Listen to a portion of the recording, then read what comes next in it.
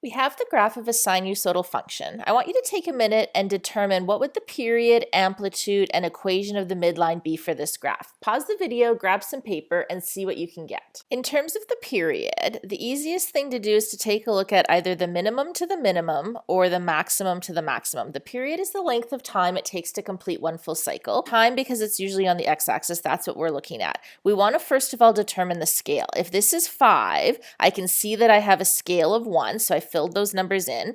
And the same thing on my y-axis. If this is 4, I know I'm going to have a scale of 1. So this is going to be about 0.5. This is going to be about 2.5. So it's going to take me 2 units to get from here to here. And the next thing I would do is probably the midline.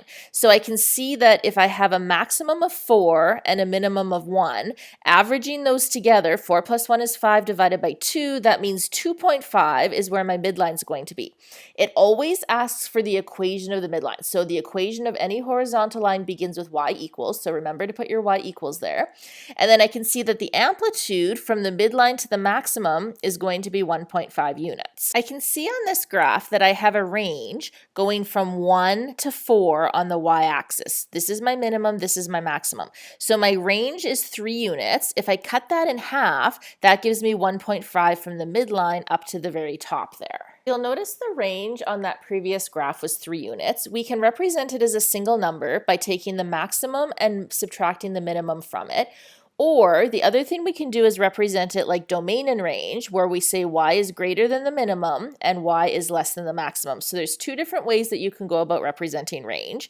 And then the amplitude is always going to be half the range. So if the maximum minus the minimum gives us the range, divide that in half and we're going to get the amplitude. Equation of the midline, think average. When we average something together, we add them up and divide by the number of items. In this case, there's 2 items. So if you can remember, midline is like the median, we're averaging. We're going to add those together and divide by 2. Amplitude, we are subtracting, and then the range is just going to be double that of the amplitude. And the period, look at that scale on the x-axis and then figure out how far are we between any 2 maximums or any 2 minimums.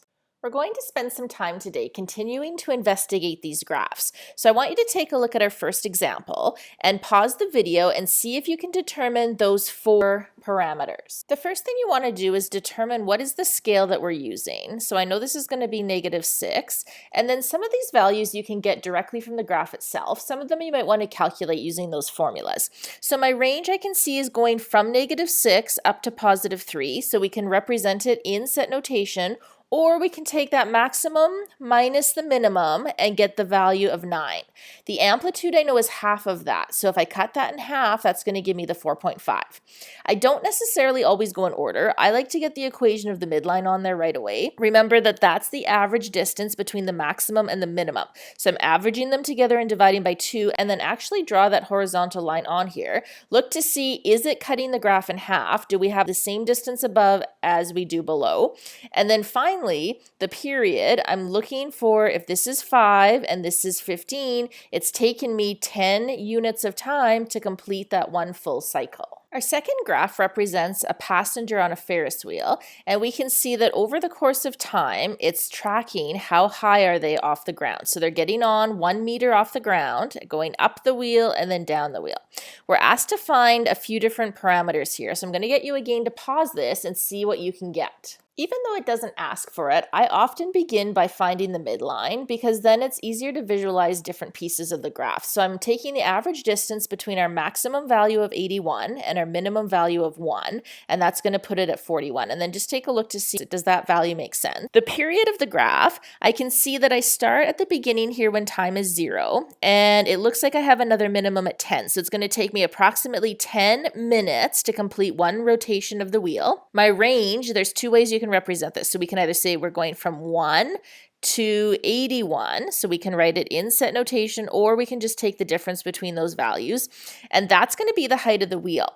Now, why are we not starting at 0 on the ground? Well, you don't want to have the wheel touching the ground because then people's legs are going to get scraped as they're going around. So the wheel is sitting on a little bit of a stand. So this would be 1 meter off the ground. This would be 81 meters off the ground. So that is going to represent the height of the actual wheel. And then the amplitude is going to be half of that. So if this is a difference of 80 units, take half of that and we can see that the amplitude is going to be 40 units.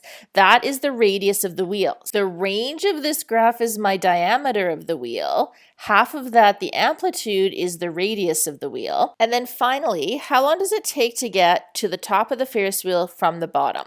If I start at the bottom when time is 0, I get to the top when time is 5. So it's taking me 5 seconds to get from there to there, or half a period. We're completing half a cycle, so it's going to be half of that length of time. Another type of question you're going to see is where they give you different pieces of information and you have to sketch the graph based on that information. The first thing I would do is try to box out where is the graph going to lie. So I can see that on the domain I'm going from 0 to 360. So I would actually put down, so 0 to 360, our graph cannot go past that point. On the y-axis, we're going from -5 to +9. So I would draw my grid from -5 to +9 and box that out. We can't go lower than -5. We can't go higher than +9. The y-intercept is 2, so that's where we're going to start because we're beginning when x is 0. And then the period is 120 degrees. That means it's going to take me 120 degrees to complete one full cycle. If I take this 360 degrees, divide by 120, I'm going to get 3. So I know that I'm going to have to divide my x-axis up to this point into 3 equal sections. 120 plus another 120 plus another 120. A new period is going to start here, here, and that's our endpoint on our graph. We're not going to go past that point. Okay, so my y-intercept is 2, and even though it doesn't ask me, I get the midline. So I can see that my y-intercept is going to be on the midline. So my second cycle is going to begin here. Halfway between here and here, I have to come through that midline again. So I'm going to kind of put another point here, which would be 60 degrees. And then halfway between there and there, I'm going to have to get to my maximum.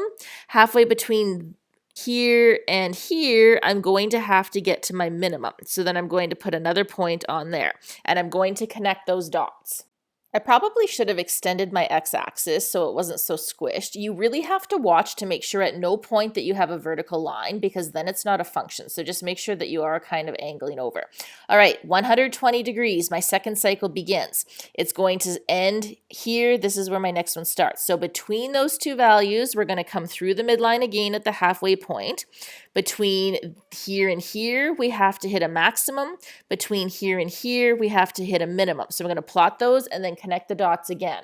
And then you would continue that process. Now, our domain has to stop at 360. Make sure you don't go past there. Make sure that our range starts here, ends here, doesn't go beyond that. And a period of 120 degrees means that we have completed one full cycle in 120 degrees. In the next one we're going to explore, they give us the range of a sinusoidal function, so we know it's going to have that wave shape to it, and we're looking for the equation of the midline as well as the amplitude. The first thing you always want to do is sketch it. People are visual, and just seeing what the graph looks like might clue you in as to how you could approach this. We know is that this is the maximum and this is the minimum. I know that I can find the midline by averaging those two together. So that's going to give me a midline at -0.7. And then I'm going to draw that on there to see, does it look like it's about halfway between our maximum and our minimum? And then the amplitude, I'm also going to just use the formula here instead of trying to figure it out based on the graph. So I'm going to take the maximum minus the minimum divided by 2, and that gives me 3.5 units. So I'm going to again take a look. Does it look like I'm about 3.5 units from the midline to the maximum and from the midline to the minimum? Finally, we are given the maximum point. We're also given the equation of the midline, and now we're looking for the range. Pause the video, always start with a sketch, and see what you can do. Plotting that midline on the graph at -12, and then knowing that our y-coordinate of the maximum is 7, I can figure out that between here and here, that's going to be my amplitude, I've got 19 units. I know that the range is double the amplitude. So once I get the amplitude, I can double that, and that's going to give me the range of 38. Or if I want to write it as set notation, I know the maximum value on the graph is going to be that 7. I can take the midline, subtract those 19 units, and then get my minimum value of -31. So as much as possible, always draw a sketch, and then from there, you can pull the information needed.